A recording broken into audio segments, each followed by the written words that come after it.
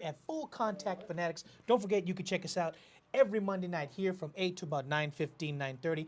Got my man Miguel over here today. Of course, the one and only Aaron Moro with us today. Because got so much to talk about. A lot of UFC. We're going to talk some King of the Cage and stuff like that. Got Nicolette over there. She's going to be in the producer spot. So if you want to send a message or whatever, you got some questions or some thoughts or whatever, feel free to do so. So real quick before we get going, don't forget you can always go to onthemat.com. Make sure you check that out for all the latest interviews, videos, merchandise, and everything like that. We're really working on getting that all together in conjunction. Is that the right word I'm looking for? Yeah. With Full Contact Fanatics. So make sure you check that out. Huge weekend, as everybody knows. Before we went on the air, we were talking a little bit before we went on the air. Dondo's still back there trying to get everything complete. So if you hear him in the background, we're just getting going. So just don't let that bother you. But bear with us. That's why we brought Aaron today, because I want to talk a little bit of UFC. Finally got the Ray Borg, Demetrius Johnson fight, which we've been talking to death about because it was canceled. And we'll talk a little bit about Tony Ferguson and his opponent.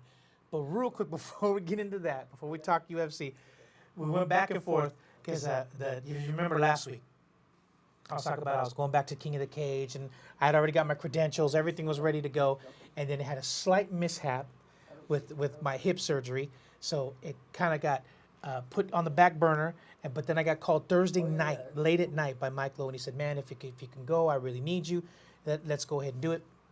So I went ahead and went. So we literally took off Friday morning. I think we left about maybe 6:30, 7:30 in the morning, headed out there to go check it out. So now I'm only not even 3 weeks from surgery after that, so still a little stiff or whatever, but made it out there. We'll talk a little bit before we went on the air. The vibe out in Vegas was a little, what's the word you're looking for? Like Somber. docile? Or Somber. so like a somber, yeah, Okay. real, like, because usually Vegas is popping, you know, Oh, yeah. people are Nonstop, yeah, but it was really kind of mellow or whatever. So went down to go check it out. I was at the Cannery in that's northern Las Vegas, right? Yes, Northern Vegas, Dumpy Vegas, as I call it. Right. The venue itself is nice. I mean, they have a really nice venue. They put on some good shows there or whatever. So it was Future Legends 39. So we went to do the weigh-ins. So you get your itinerary. You know, you get your little envelope that has your itinerary and everything in it. And it said, weigh-ins are at 5. You know, you got to do all your contracts. That's why I tell everybody to go, so you can check it out. There was, by 6:15, 6:20, there was still 9 fighters who hadn't made it there yet. Oh, So, my God. as we all know, Delo had a fighter. Eli Perez was fighting on the card. So it's about 6, a little after 6. I'm texting. I'm like, dude, you know, where you at or whatever. He says, I'm on my way. I'm at the state line. I'll be there real soon. They go, he ain't gonna be here for a while because it was it was so much traffic. And Delo said that it took about an hour to get from the state line to what's that first one? Russell Road. Yeah. There's the first one right there. He said, and then it took another 90 minutes, I think he said, just to get from there to northern Las Vegas, because people were stopping on the freeway to take pictures of the Mandalay Bay. Oh, on the geez. freeway, no less. He said it just at a dead stop. So he finally gets there. Eli gets there, and he's his first amateur fight, right? First time in the cage or whatever. So you could see he was kind of, I don't want to say overwhelmed or whatever, but I think it's kind of a lot for your first fight. So anyways, finally, we ended up getting most of the fighters weighed in, but there was still 3 or 4 that hadn't shown up. So they literally, Carlos, the matchmaker, had to FaceTime the commission, Steve Steele, with the scale, to let the guy step on the scale so that they could see the official weight. That's how late it was. They were weighing in like at 11 o'clock at night because they didn't want to stay dehydrated and everything until the next day. Yeah. So they ended up doing them in Carlos's room, FaceTiming the commission to finally get him going. So anyways, they finally got everybody weighed in, good to go. So Saturday, the fights started. The big fight was Victor Sidnor against Dean Parker for the Junior Flyweight Amateur Championship. That was the big fight. But they had 16 fights in all. So and every one of them ended up going. So me with the bad hip, I wasn't worried about walking or anything like that. I had my cane, but to get up it's 4 steps to get into the cage. So Mike Phillips from High Desert MMA, he literally stood there so I could base off of him to get up in the cage. And then I can't remember the guy's name who was doing the cage. Anyways, he would. So I go in, I'd announce the cameraman and everybody in there. So when I finally finish, the cameraman goes out first, then one of the inspectors, the other inspector, I'm last. So I come out, I have to go to the right, I have to stand there until he shuts the cage and locks it for him to come and then put his hand out so I can base off his hand to get down out. the steps. Oh, Yeah. dude, it took forever. But we finally got it done. And it was pretty good. Eli Perez fought Martin Velez. Both of them had zeros across the board. And like we were talking about it before, he tried, Delo's telling him, press him up against the cage, get him down. They're going back and forth. The other guy, Martin, ended up getting Eli in the mount and was dropping some bombs, but there was 30 seconds left. So he actually, Delo was like, keep moving, keep bucking. It was only 30 seconds. Mm-hmm. So he made it through the first round. Second round, he comes out. And I could hear Randy telling him, look, try to close the distance and, get him down and make sure you get top position, try to pass the guard. So that looked like that was the game plan, but he got kind of hit with the right hand. I don't know if he hit him flush. Hey. Ended up taking him down, mounting him, started punching him out, so the referee called the fight TKO strike. So Eli Perez comes out on the short end of the stick from there, but just to get in the cage and get that experience or whatever, I think it's going to benefit him. He's kind of a quiet type of guy. So I don't know what do you think Delo needs to do to get him a little more acclimated to the cage life, for lack of a better term? Man, that's a toughie because the times that I've rolled and trained with him and so that's just the way he is. He's always just been quiet for the most part. Yeah. But I think you said it best. Kind of getting out there. Not to mention he took the fight I think on like a week or two notice or something. Right. So I think it was a little overwhelming for him. Like for lack of a better term, to get his feet wet. Yeah. Or whatever. Yeah. So I think he'll be back and be great. But two more fights I want to talk about. Of course, the main event, but. I believe it was the 8th fight. I don't want to get the names wrong, so I'm not going to say the names. But the kid ends up getting this other kid in the guillotine choke. So he gets the guillotine choke, and he's choking him out. The kid taps. He doesn't let go. And he keeps it, and Beltran no tells him, way. break the hold.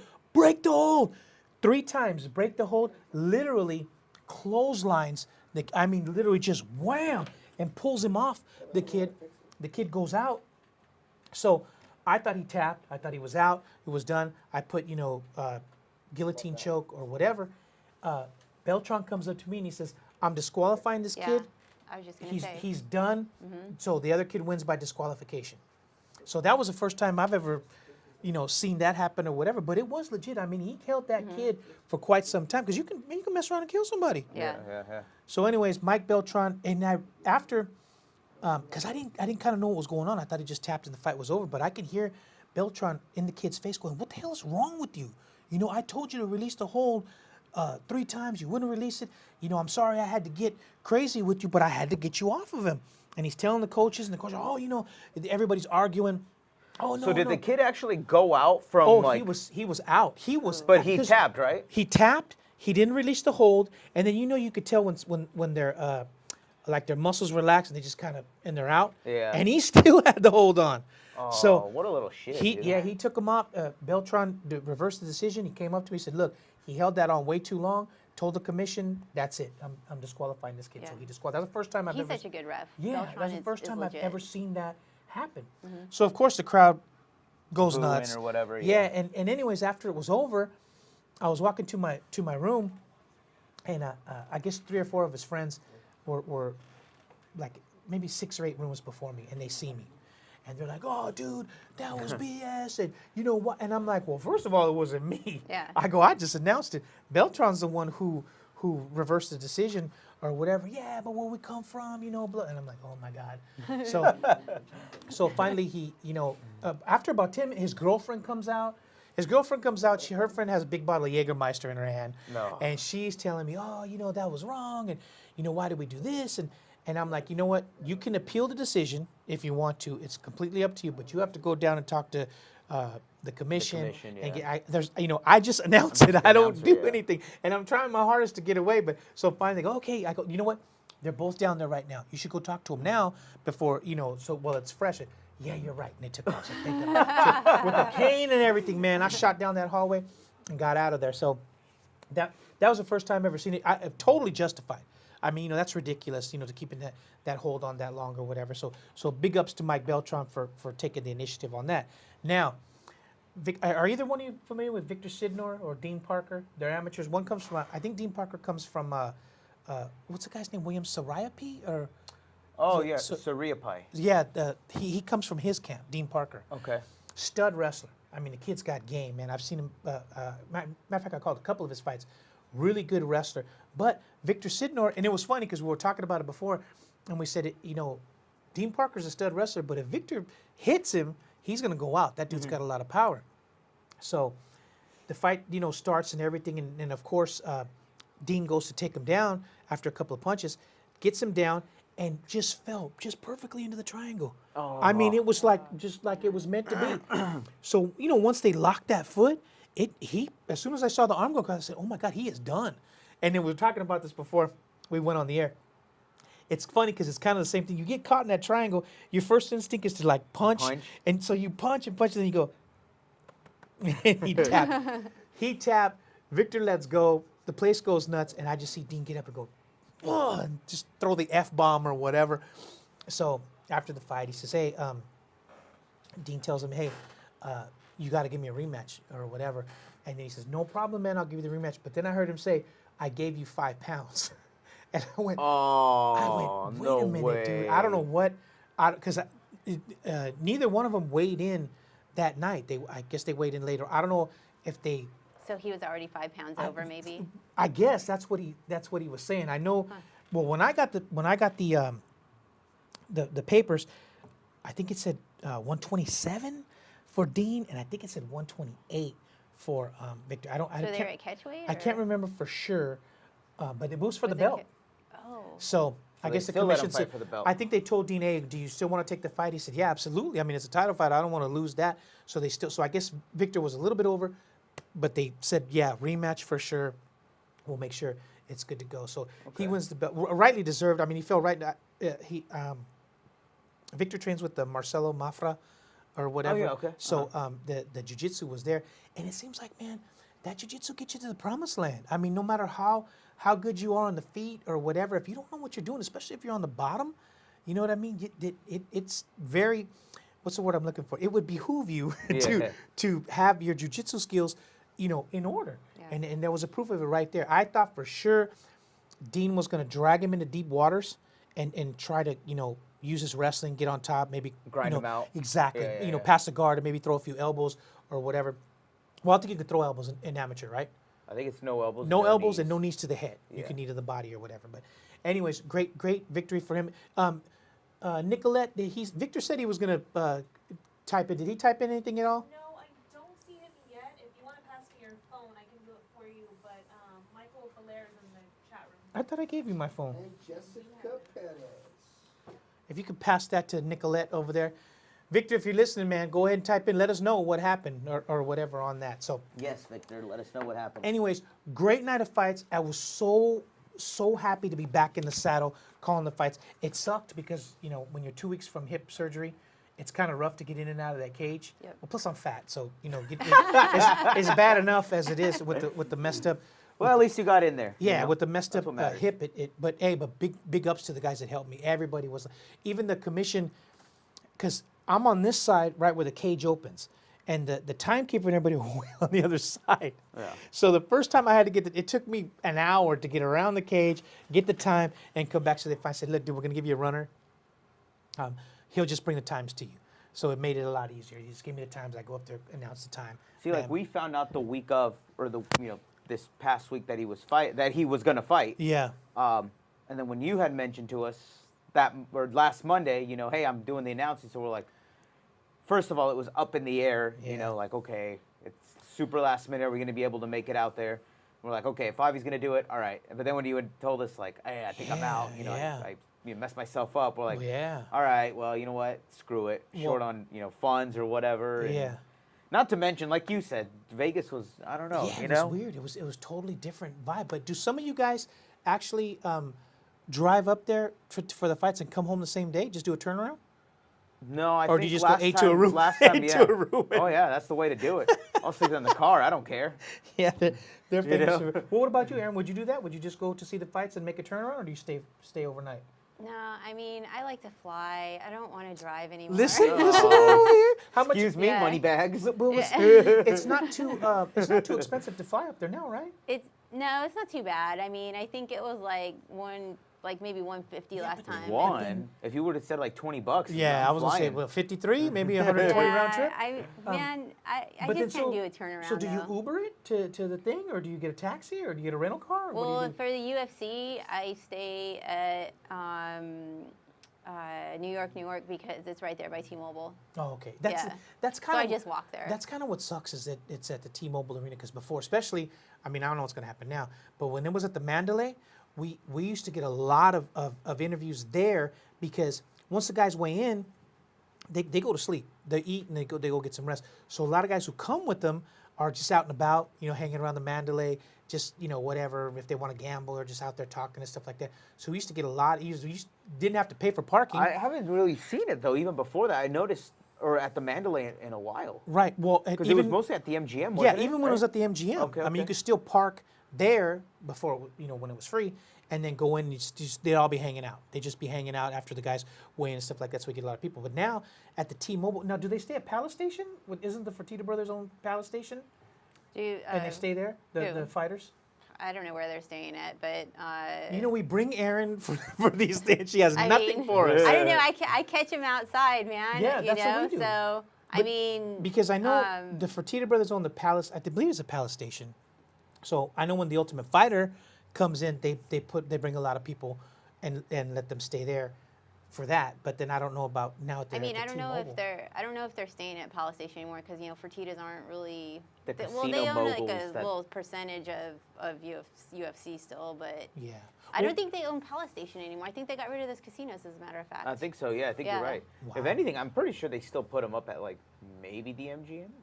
Yeah. Who knows? Probably. We'll have to ask. We'll have to ask somebody. But real quick before we continue with that, I see you totally made me lose my train of thought, because I was thinking about staying at the Palace Station, the Ultimate Fighter, stuff like that. But I completely went off track. But anyways, we're going to talk a little bit about the pay-per-view. But before we do talk about that, I want to get Aaron's thoughts on the Ultimate Fighter, because I think this is probably one of the best seasons. But before we go to that, for the people listeners, don't forget you're here. You're at Full Contact Fanatics, brought to you by On The Mat. Don't forget you can go to onthemat.com, check everything out there. And it's also, what's the Instagram and all that stuff for Full Contact Fanatics, Nicolette? Miguel knows that. That's Full Contact Fun-Addicts on Instagram. On Instagram. And Yes. then Facebook, you just put free admission up in your search engine and everything comes up YouTube there. is also free admission, and then you'll find us up there. Okay, so make sure you Yep. check that out. Yep. Now, Right. before we get to the pay-per-view, I personally think that this is probably one of the better Ultimate Fighters, not only because it's women, but I mean, Nico Montaña with the big upset over Lauren Murphy, that was huge. Yeah. But this last fight, what was the girl's Barb name? Honchek and She looked like a world beater. I mean, Dude. that girl was in shape. She looked, I mean, in that fight, you could and she tell hasn't she fought in took. 2 years. Yeah. Yeah. Well, she was Invicta champ, right? Yeah, yeah. Mhm. Now, but just from what we've seen so far, Christina Marks is my surprise pick or whatever, flying under the radar. I think she's gonna do well just because I've seen her. But after seeing Honchek fight, I mean, I think she's got to be in the lead to take the whole thing. Would you agree? Yeah, no, I thought that when I watched it, when I was watching it last week, that she's She definitely. looked. Did you get a top chance to check that contender. out? No, I haven't. You got to check it out because they usually show it the replay right before, and then they show it the new Yeah, one yeah, at yeah. 7. It's- If you get a chance, check It's that out. on Tuesday. It's on It's Wednesday. on Wednesdays. Wednesdays. Okay, yeah, okay. on FS1. But I would say Honchek looked like a world beater on that one. She looked focused. She looked in shape. She didn't let anything bother her, and she really, really looked good in that fight. She looked good, but the other girl looked pretty good too. The one that they had to cut her braids so she could make weight. Yeah. Are you I serious? forgot her name. is. She got She was- to about a pound or something, and It just was like completely went half dry. a pound or something. They cut her braids. They cut her braids, and Yeah. she made weight. Cut about 5-6 inches off, and she's ready to go. Yeah. Wow. Things Yeah. are- It wasn't the things even are a full heavy, dread. man. It was like a half a dread. Yeah, but she looked very strong. She looked really I've good. actually read. I read Yeah. a story on like the fights that Greg Jackson used, Jackson MMA or whatever. Uh-huh. How they used to have those shows out in like Colorado. And there was a girl on there that she had really long hair and had it up in a bun or whatever. Yeah. And was like a pound over, and on the spot shaved her head and made weight. Right on. That's cool, man. I was gonna say, did she? Yeah. Oh, did she really? Yeah. Yeah. Is that Oh what my got her gosh. started with the ball head? Yeah, Oh wow, she shaved it. man, unbelievable. But I gotta tell you, man, I think this Ultimate Fighter season is one of the better. Yeah, I think Yeah. it's really good. Now, I like Michael Bisping. I mean, I've Makes one of the, us. well, the two or three interactions that I we've love had him, with man. him, he's you know, I even said on air, I don't want to ruin his reputation. He was a really nice guy, but after the show, when they had the Ultimate Fighter talk, the dude he just talks over everybody, and you could tell. What's the host's name? Oh, Karen Bryant. Karen Bryant. Yeah. You can kind of tell she's like, geez, you know, please let me get a word in edgewise or whatever. So it kind of makes for they're going back and forth and whatever. You can even see Misha Tate too. Misha Tate was just Yeah. a tad Get bit annoyed, annoyed yeah. with that or whatever. So I think He's maybe kind of like that with the Yeah. especially with the females. yeah, right? yeah. He just kind of He's like, overpowering on you, that. you girls here, I'll tell you I'll yeah, tell you exactly. what's going on. and turns everything Yeah. kind of back to him. I mean, that's just the way. Well, he when is, I'm you know? fighting, you know, or whatever, and it's just like you could tell Misha was totally like he's talking and she's like this, just like looking at him, shaking her head, like, "Come on, man." So between him and Daniel Cormier, I don't know. Daniel Cormier, that guy talks a lot about himself too, and Oh, he's yeah. a bit over. I wouldn't say it to his face because it gave me a whooping. But we were at the USA Wrestling. I mean, I ain't no fool, man. That dude killed me. But we were at the USA Wrestling at the Coliseum. It was the USA, Russia, Cuba, and all, you know, all these different ones. And he was there, and we were sitting way on the other side, and we ended up going to that side because there was a lot of room over there. And he had his son with him. Oh, cool. And he's talking away, and he's like, "Yeah, man," and we see his son take off, and he's walking, and he walks all the way down, and he's way over here by us, and he's talking away, talking. I told Sergio, I said, "Watch, he's gonna see he's gone, he's gonna start panicking or whatever." All of a sudden, man, he looks around, hey, and he's screaming for, and we let him look for a good maybe minute and a half. Oh my God, sweating, panic on his face, whatever, and he's like, so finally we go, hey. He's right here. He's right here. And he comes running over like that's what he goes. Oh, He goes, man. you don't leave me like that, whatever. And we're laughing, and I go, oh, dude, we were trying to call you, man, but you were running. And he turns to me and he goes, you know what? My wife will give me a worse beating than any heavyweight or like heavyweight in the UFC if I lose him or whatever. So that was the one time we played a trick on him. But after seeing him in person, he looks kind of like a chubby. Yeah. I'm going to bring it around. But you see him in person, he's not chubby at all. He's No. a big, he's Yeah. just A husky, well-built, big boned. like a Barney Yeah. Rubble, or you know what I mean? He's just, he's boom. He's like, you know, like that. He's a big Yeah. dude. So, anyways, I'm just putting it out there, man. 'Cause I don't want him to watch this and say, you know. You know what? I like him announcing the fights, though. Oh, I like Commentary? him commentate. Yeah, I love his commentary. He brings a lot, you know. Or, Him and Dominic Cruz. yeah, Dominic Cruz, I Dominic think. Cruz is great. Oh yeah, commentary. Dominic Cruz is cool. Yeah. Yeah, so I you know, between them, I prefer Dominic Cruz, but he kind of breaks things down a little bit different Yeah. or whatever. But and plus, what he's at I mean, 145. I might have a yeah, chance. I mean, I just got to at give least my to run 2 or cents. yeah. I love Bellator and everything, but I can't listen to that Mike Goldberg guy at all. Oh, I cannot yeah. listen to that dude. Yeah. What about Joe Rogan? Okay. I It's don't another dude I mind. can't listen I mean, to too much. You know, But- sometimes I'm like, come on, man, you're just Well- repeating the same thing over and over. Well, but to or, me, you know, unless you fought in the cage or whatever, you should just kind of be saying, well, this is what he did. Well, this is what he shouldn't be saying. This is what he should do.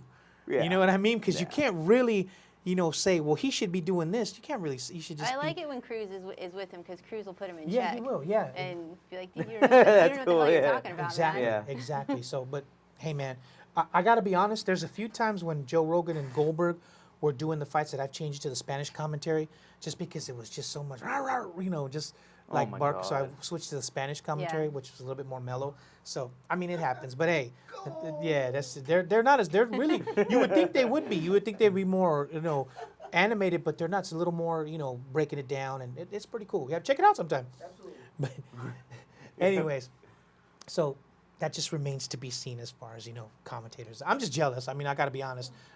If they were to call me, I'd be like there in a minute and do whatever they say. But so it's strictly out of jealousy, just letting you know.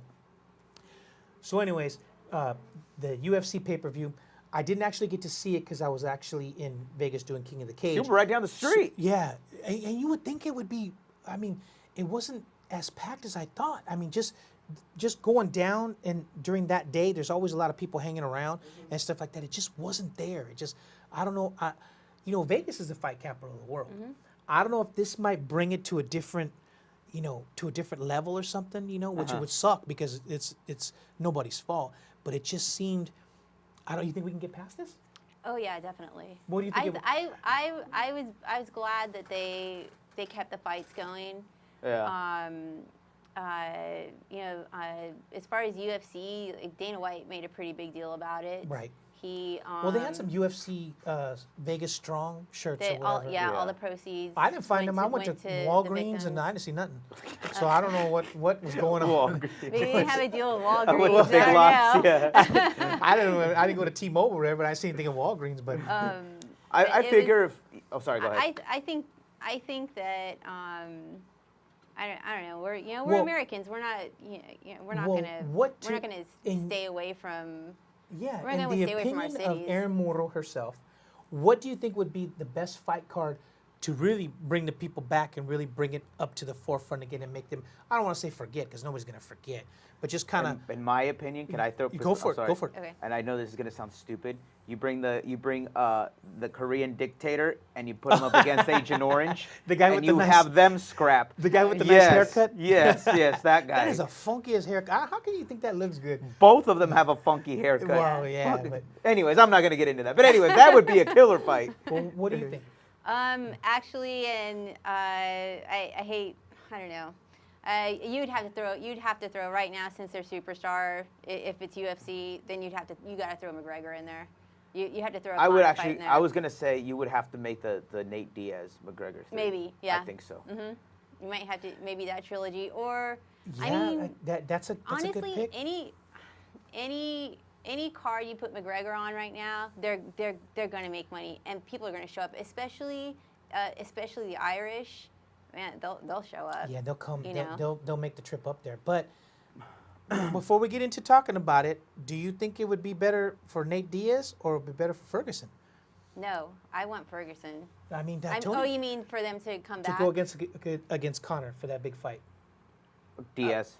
I'm sorry. I I mean, just. if they're trying to, get Vegas, back and, keep the fight capital going and stuff, then yeah, I mean, you have to make the McGregor Diaz. Yeah, because that dude's money. That dude's Yeah. money all the way around. It brings people. The way in, I see it too, I mean, if New York can kind of get past that 9/11 thing, Yeah.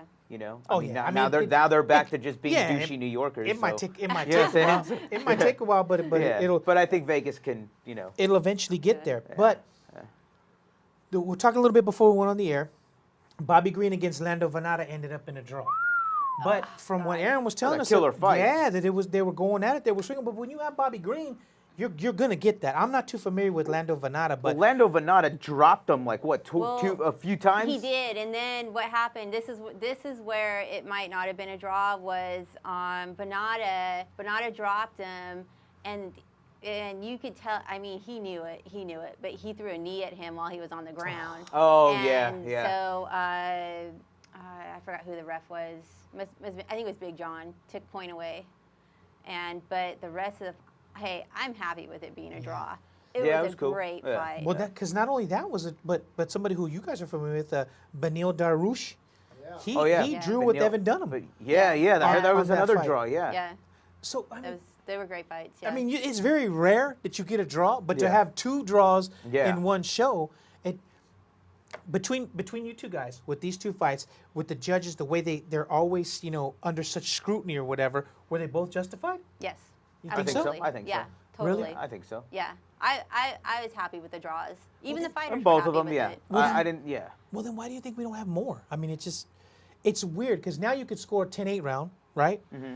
And it's just weird with the whole judging thing and all that. On one of the fights at King of the Cage, it was 29-28, 29-28, and then one scored it. I think it was 29-29 or something like that. I don't know how. And that was we had already said unanimous decision for this person, and as I was leaving, the scorekeeper said, "Oh, wait, one of them was a 10-10 round, or something like that." But I just kept going. I didn't even come back and check it out. So I don't it's know. like some of these dudes, I'm like, what are you guys watching? Like, Yeah. what like comes in their minds? You know, like, I don't know. I don't know if they're if where they're sitting, if they're seeing something we're not. You know, seeing. I'm I don't know. there. I'm right on the cage, and you can see exactly. I mean, not that I'm perfect, but you can see who's doing more damage, or who you can hear them. You know, when they hit them in the side, you go, oh, and they're doing damage, or whatever. So it is right there. I just don't know if there's something But specific are that some people of look these for. judges, are they, Yeah. basing it off of damage or off of touches? Well, who knows? You're not allowed to talk to them, or you're not allowed to. Yeah, I mean, just my opinion. I think in some way, shape, or form. I mean, people who train as well. You know how there's people who train and Right. don't really train because they want to be a fighter, or everybody has their own reasons for training. Right. I feel, somebody who at least has somewhat of experience in some sort of martial art should at least take a stab at a form of judging. Yeah, I mean, how would you you know? know what to look for if you don't know? You know what I mean? Well, again, I don't. Was it? I think we had this conversation like a while Many, back when you were many doing times. Long Beach Fight Night, and all the state athletic commission guys would come in, and I'm like, hey, so and it was just trying to start up a conversation. I wasn't trying to poke at them or nothing. I'm like, hey, so, hey, you guys like you guys do any martial arts? You guys train or you guys box? And they're just like, no, we just do this for fun. Yeah. Oh, okay, It's like a state job. yeah, I'm like, oh, what do you guys like to That's watch? exactly Like, what what it fights? is. But you're holding some kid's career in your hand. Yeah. You give him Yeah. that loss, he might not get his title shot or whatever. But the so- response they give me is just like, oh, I don't really watch anything. Mm-hmm. What do you do on the side then? Like, what's your thing? Oh, I'm a connoisseur of fine wine. I'm like, what the hell are you doing here? Kind of a thing. Well, shoot, that's some good experience right there. But two draws in that one. Both you say both justified. I didn't get a chance to see him, so I'm gonna have to check that out just to be sure. But real quick before we go on to the next one, Nicolette, got something going on over Yeah, there? someone said, Fabi, great seeing you at KOTC. And then Johnny Varella's watching, as well as Hey. As well as who? Alexander Vega. Giovanni Varela for sure. We've been wanting to get him back on. Yeah, But he's for got, sure. And we got to get out to his place. Yeah, he's got so much going on. I mean, he's got I know he has does, got a yeah. big seminar coming up over there. He's been Get out there. traveling back and forth and stuff like that. So definitely want to get Giovanni Varela in this chair and talk some stuff about, because there's so much like we talked about before. Not We're going only to try and dip into his place first and then Okay. have him come back and we can all, perfect. Yeah, Yeah, that'd be and then cool. we can show some of the footage and Yeah. then have him here to break it down for us. His And daughter, she can join too. absolutely. Oh, But of when you course, got yeah. kids that are winning medals, and before they're even teenagers and stuff, that's something. They're doing something right over there. Yeah. Plus, when we had Marvin in here, it was just like such an enlightenment. You know what I mean? And Oh, it yeah, was for sure. just watching him when he's in the jiu-jitsu competitions, grab that belt and just toss some people. Yeah. It's just amazing. So definitely for sure gonna have you back. And Alexander Vega, I'm healing, bruh. As soon as I get back, man, we'll get back together again because we did damage on the felines or whatever over there. So we'll definitely be checking that out. So, anyways, the big fight that I actually did. I mean, there was really any doubt. I mean, props to Harris for taking the fight on Yeah. short notice. But when you're going against somebody like Fabricio Verdum, it seemed like he in his mind he said, I don't even want to sit here and throw hands or whatever. I'm just gonna put this dude out and get out of here, Yeah. or whatever, and just bam right into the armbar, Yeah. and just done. So, I mean, what's next for Fabricio, man? I don't see why he can't be in line for another shot. Right? I mean, who else is there? Overeem. Well, yeah, but does anybody want to see Overeem and Stipe I Miocic don't again? know. Nah, I don't. I do. You really? Yeah, I like Overeem. Well, So, yeah. I mean, I'd like to- good stand up and all that. and it I might don't be a- even remember when the last time Stipe fought. Well, it Was might that be a- over? Stipe fought JDS. Was it? Junior Dos Oh, Santos. you're right, he did. Yeah, he fought JDS. Yeah. Yeah, he smoked him, yeah. But I mean, if it was going to be a stand up war with Overeem and Stipe, I could see. But a lot of times when that happens, it kind of